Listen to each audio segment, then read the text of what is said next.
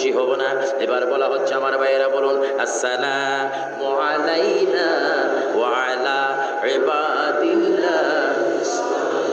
আরো জোরে বলুন আসসালামু আলাইনা ওয়া আলা ইবাদিল্লাহিস সালিহিন আশহাদু আল্লা ইলাহা ইল্লাল্লাহ ওয়া আশহাদু আন্না মুহাম্মাদান আবদুহু ওয়া রাসূলুহু।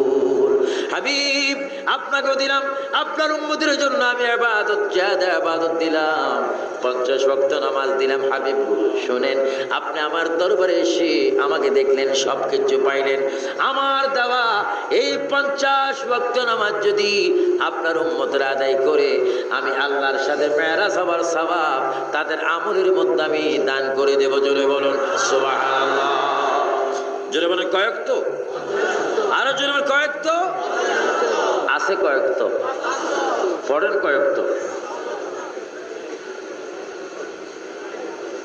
বলুন না, পড়ি আমরা বছরে 2 ওয়াক্ত, বছরে 2 ওয়াক্ত, সপ্তাহে 1 ওয়াক্ত, তাও সুন্নত ছাড়া।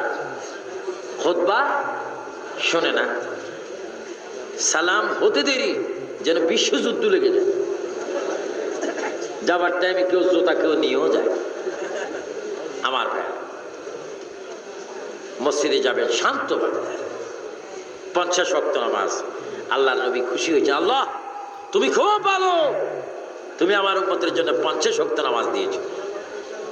নামাজ নিয়ে আসতেছেন, মুসা ইসলাম দাঁড়িয়ে আছেন ওই 6ষ্ঠ আসমানে। হুজুর কি পাইলেন? আমার আল্লাহ আমার উম্মতের জন্য 50 ওয়াক্ত নামাজ দিয়েছে।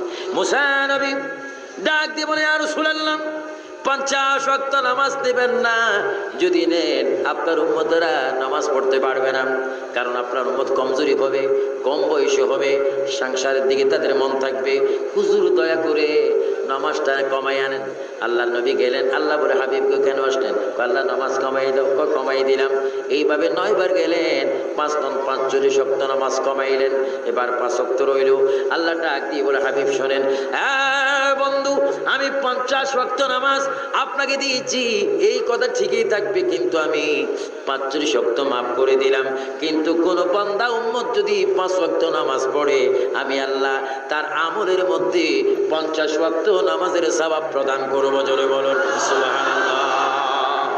নামাজ পড়তে চাই কিনা? 2 হাত তুলে বলেন চাই কিনা? নামাজ পড়তে চাই কিনা? নামাজ পড়বেন তো? আমার সাথে বলেন আল্লাহ আল্লাহ। হাত তুলে ওয়াদা করতেছি 5 ওয়াক্ত নামাজ পড়বো, রোজা রাখবো, হজ ফরজ হজ করবো,